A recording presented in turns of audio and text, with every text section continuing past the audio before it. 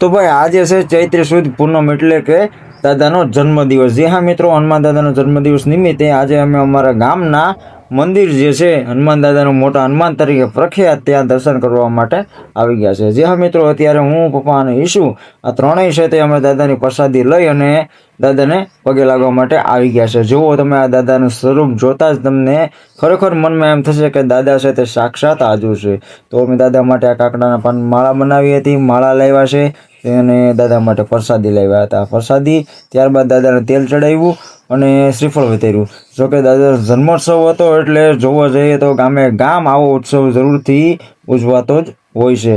તો આ અમારા ગામના મોટા હનુમાન દાદા છે અને તમે જોવો દાદાનું સ્વરૂપ ભાઈ, તમે જોવો એટલે તમને એમ લાગશે કે નહીં દાદા હાજરા હજુર જ છે. તો અમારા ઈશુબેન પણ જોવો પગે લાગવા માટે બેઠી ગયા છે. અને આ ગામની અંદર તમે જોવો ને તો આવા અનેક તીર્થ સ્થાનો આવેલા છે, એટલે જ અમારું ગામ છે તે સિમોરની પણ સિમોર ધામ કહેવાય છે. અહીંયા રાધાકૃષ્ણ મંદિર પણ છે અને સાથે સાથે હું હમણાં બતાવવા જઈ રહ્યો છું ને એ છે અમારા ભોળાનાથનું મંદિર એટલે કે તલેશ્વર મહાદેવ. અને આ મહાદેવનો ઇતિહાસ પણ કંઈક અલગ જ અને જુદો જ છે, જે હું તમને બીજી વાર કંઈક વ્લોગ બનાવીશ ત્યારે આ ઇતિહાસ તમને જરૂરથી જણાવીશ. અહીંયા ભોળાનાથ બિરાજમાન છે, તમે જોવો તો હું તમને વિડીયોના માધ્યમથી અત્યારે છે ને દર્શન કરાવી રહ્યો છું.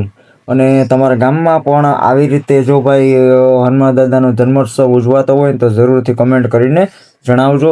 અને ભાઈ કહેવાય છે કે ખાલી નાનું એવું 5 ખોવડાનું ગામડું હોય ને તો પણ ત્યાં હનુમાનજીનું ડેરું હોય જ છે. તો આવી હનુમાનજીની કૃપા બધા પર હોય છે અને હનુમાનજી છે તે બધા જ ના દુઃખને દૂર કરે અને બધાને સુખનો સૂરજ ઉગાડે એવી દાદાના ચરણોમાં પ્રાર્થના. ચાલો ભાઈ, કોમેન્ટમાં છે ને જય હનુમાન દાદા લખી નાખજો.